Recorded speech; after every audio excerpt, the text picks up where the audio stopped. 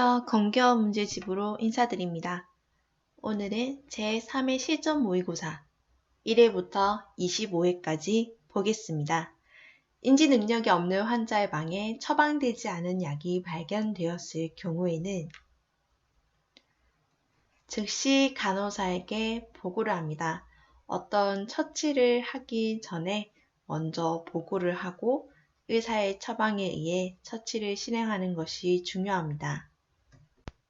2번.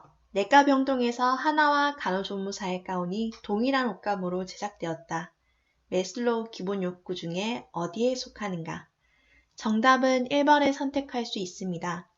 예를 들어 배고픔을 해결하는 것은 생리적 욕구, 그리고 비가 왔을 때 안전한 곳으로 대피하고 싶은 것은 안전의 욕구, 그리고 자기의 능력을 인정받는 자아 존중의 욕구, 그리고 자신의 꿈을 실현시키는 자아 실현의 욕구가 있습니다.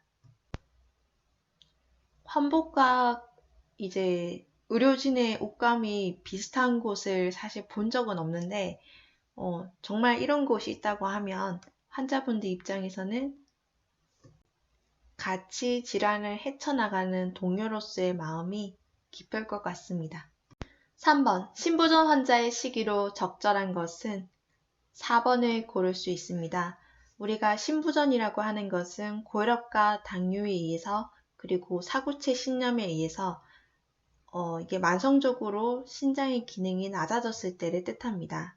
그래서 이때와 같은 경우에는 노폐물을 제대로 배설하지 못하는 단계이기 때문에 저나트륨, 저단백, 그리고 저칼륨 시기를 해줍니다. 그리고 에너지원을 보충하기 위해서 고탄소, 고칼로리 시기를 해줍니다. 그리고 우리가 신장에서 하는 역할들 중에 하나가 비타민 D를 활성화하는 역할을 하는데요. 이것은 곧 칼슘이 우리 몸에 잘 흡수할 수 있도록 도와주는 역할을 하기 때문에 신부전이 되면 이에 대한 역할이 떨어지게 되어 골다공증에 걸릴 수 있습니다. 그래서 고칼륨 시기를 권장합니다. 4번. 소아 상기도 감염 시 이곳을 통해 바이러스나 세균이 침입하여 급성 중이염을 일으키는 곳은 3번 유스타키오관입니다. 중이와 비인두를 연결하는 곳인데요. 여기 중이와 비인두를 연결시켜주는 유스타키오관이고 이관이라고 불립니다. 특히나 소아 같은 경우에는 짧고 수평에 가까워서 중이염에 걸리기 쉽습니다. 5번. 약물이 빛으로부터 차단하기 위해 갈색병을 쓸 때 용기로 알맞은 것은 차광 용기라고 이야기를 합니다. 예를 들어 협심증의 치료제인 니트로글리세린은 차광 용기에서 복용을 해야 되는데요. 햇빛에 노출이 될 경우 변질될 가능성이 있기 때문에 약 성분에 따라 이렇게 갈색병에 반드시 넣어두어야 하는 약들이 있습니다. 6번. 신체의 특정 부위를 지배하는 말초신경 말단에 투여하여 그 신경이 지배하는 실체 일부의 통각 자극의 전도를 차단함으로써 통증을 없애는 약물은 2번 리도카인입니다. 아트로핀은 부교감 신경 차단제이며 미란타는 위염약, 캡토프릴은 이뇨제 중에 하나입니다. 이거 드라마인은 못 찾았는데요. 혹시 찾으시는 분은 알려주세요. 7번. 비타민 D가 결핍되어 나타나는 질환은 3번 구루병입니다. 비타민 D가 결핍되어 칼슘이 적기 때문에 안장다리, 성장장애를 일으키는 것이 특징입니다. 각기병은 비타민 B1, 티아민, 구각병은 입 가에 염증이 생기는 것인데 비타민 B, 궤열병은 비타민 C, 야맹증은 비타민 A입니다. 8번.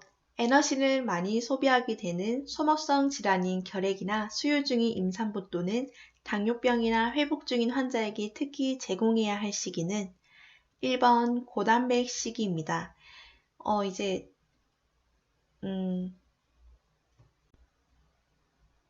우리가 질환이 있다라고 해서 어떤 시기를 무조건 줄여야 하는 것이 아니라 그 시기를 먹어줘야 우리 몸이 회복을 하는 데 도움이 됩니다. 특히 단백질은 근육의 결합의 조직을 돕고 체내의 영양분을 운반하고 저장하며 산염기의 균형을 유지하기 때문에 꼭 먹어줘야 하는 시기 중에 하나입니다. 9번. 췌장암에 입원한 환자가 간호조무사에게 진단 결과를 알려달라고 계속해서 졸라댔을 때 간호조무사가 취해야 하는 행동은 간호사의 지시를 따른다입니다. 어떠한 의료적으로 알게 된 사실에 대해서 비밀 유지를 해야 되며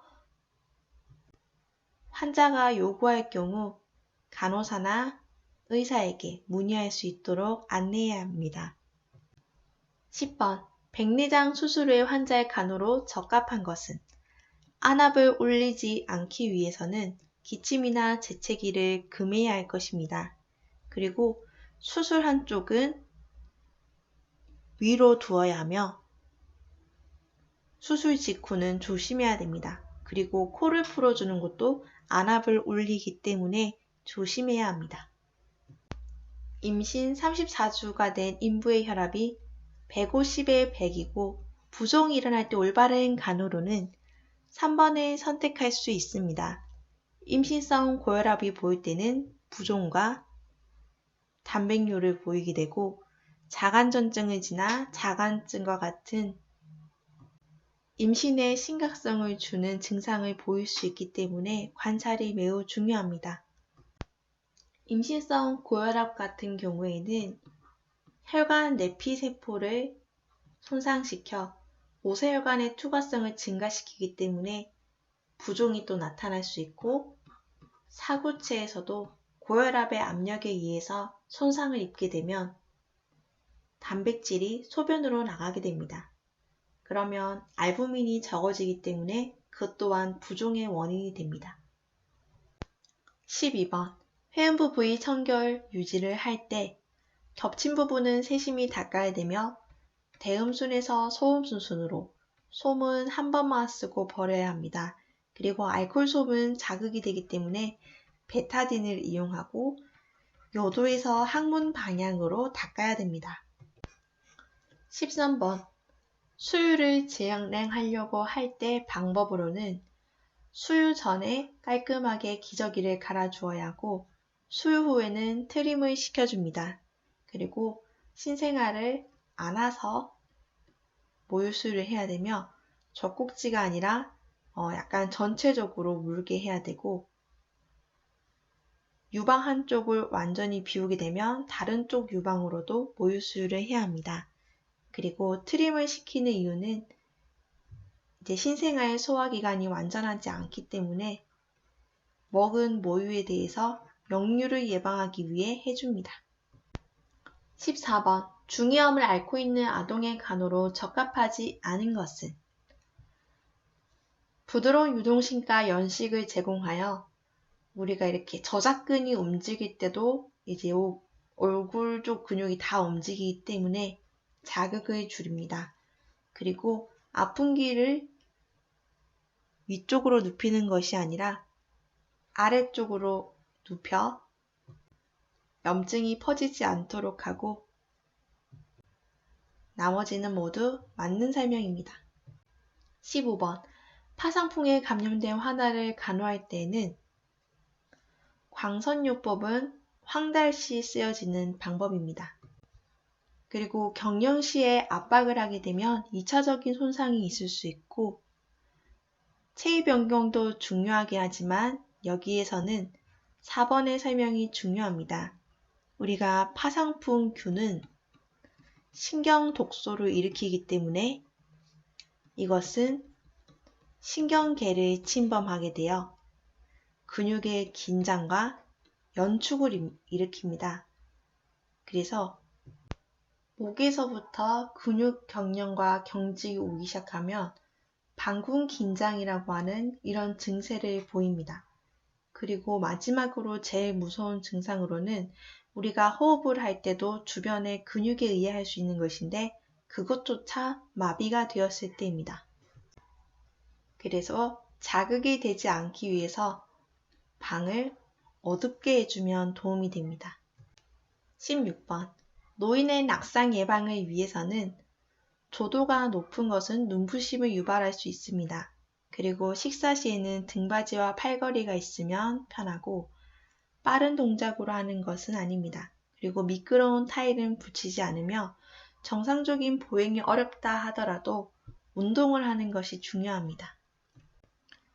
노화에 대한 신체적 변화에 대한 설명으로 올바른 것은 뇌세포에 의해서 뇌의 무게가 감소가 되고 말초 저항의 증가로 고혈압이 나타납니다. 무게중심은 점점 높아지게 되고 손톱과 발톱은 굵어집니다.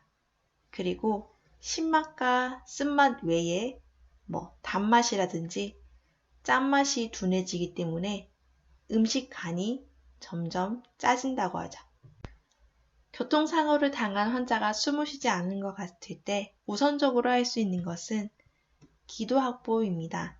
그리고 다음에 할 수 있는 것은 상처가 있을 경우 지혈을 하며 쇼크를 예방하고 마지막으로 상처 보호를 하는 것이 중요합니다. 19번. 위절제술을 시행한 환자가 식후 2시간, 심경항진, 오심, 발한이 나타났을 때에는 이것은 우리가 덤핑 신드롬이라고 합니다. 갑자기 고장액이 공장으로 가게 되면 이제 여기가 진한 음식물이잖아요. 그래서 주변에 있는 수분들이 일로 다 끌리기 때문에 저혈량에 빠집니다. 그리고 시간이 지나게 되면 이 또 음식이 들어왔으니까 인슐린이 갑자기 많이 분비되는 바람에 저혈당에도 빠집니다. 그래서 심경항진, 오심, 발한 증상을 호소하게 되는데 이것은 위절제술에 의해서 음식물이 너무 빨리 내려갔기 때문입니다. 그럴 때에는 음식물을 조금씩 나눠 먹어야 되고 자세를 좌측으로 취해주면 좋은데요. 보시면 이쪽이 이제 왼쪽이죠. 그래서 왼쪽으로 눕게 되면 여기 음식물이 소장을 넘어갈 때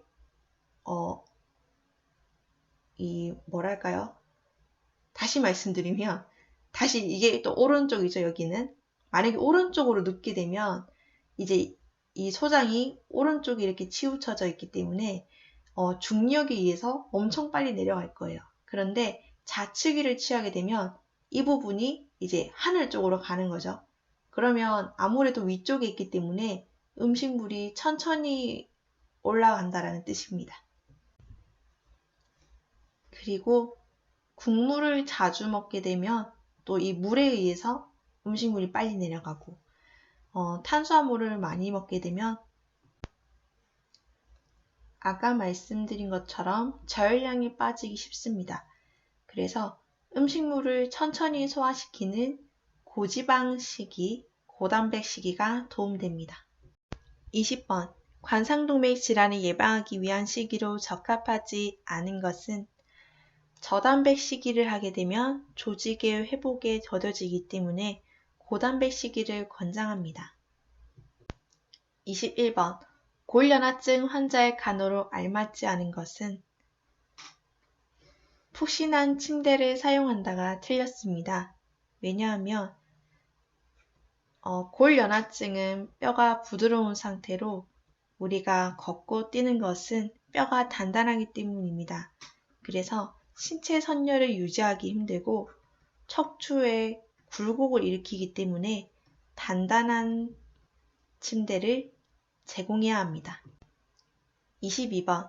출산이 이틀 지난 산모가 고열이 나타날 경우에는 산후 감염을 의심할 수 있습니다. 자궁 내막에 염증과 잔류 조직이 있을 경우 나타날 수 있습니다. 분만 전 관장을 하는 목적으로 적합하지 않은 것은 1번부터 4번까지는 옳은 설명이며 통증을 완화시키는 효과는 없습니다. 24번. 고빌리루빈 혈증인 남자 환아를 치료하기 위한 광선요법의 간호로는 노출을 극대화하기 위해 체위 변경을 자주 해주며 빌리루빈이 체외로 배출되면 묽은 변이 나올 수 있습니다. 그리고 불감성 수분 손실 때문에 수분 섭취를 권장하지 않은 게 아니라 적극적으로 수유할 수 있도록 하며 시각적 황달 장치가 아니라 정확한 혈액 검사를 통해 진행되어야 하고 전신에 오일을 바를 경우에는 자극이 될 수 있습니다. 그리고 광선요법을 할 때는 안대와 그러니까 안대로 이제 눈을 가려주고 고안 부분을 가려주어서 어떤 피부에 대한 손상이라든지 안대 같은 경우에는 망막의 손상을 예방할 수 있어야 됩니다. 네, 저도 찾다 보니까 처음 알게 됐는데요. 이 강선요법의 유래는 어떤 옛날에 간호사분이 이렇게 신생아실에 있었는데 이 고황달 증상이 있는 아이들이 많이 있었는데 창문 쪽에 있던 아기들이 이 증상을 호전시키는 걸 보고 여기에서 나왔다라고 인터넷에서 봤습니다. 25번. 지영이가 캑캑거리고 있는 것은 기도폐쇄의 증상입니다. 그래서 흡인되었을 가능성이 높기 때문에 이제 입을 벌려 이물질을 확인한 다음에 하인리법을 써야 되며 예전에 말씀드린 것처럼 아기를 이제 다시 사진을 볼까요? 네, 우리 그때 보았던 이제 영화의 하임리는 이제 등도 두드려주고 이제 거꾸로 뒤집어서 가슴 압박도 해줍니다. 그리고 4살 아이 정도면 이제 성인에게 하는 하임리법을 할 수 있을 것 같네요. 그래서 명치 부위에 주먹을 쥐고 빠르게 위쪽 방향으로 이물질이 나올 때까지 쳐야 합니다. 네, 오늘도 수고하셨습니다.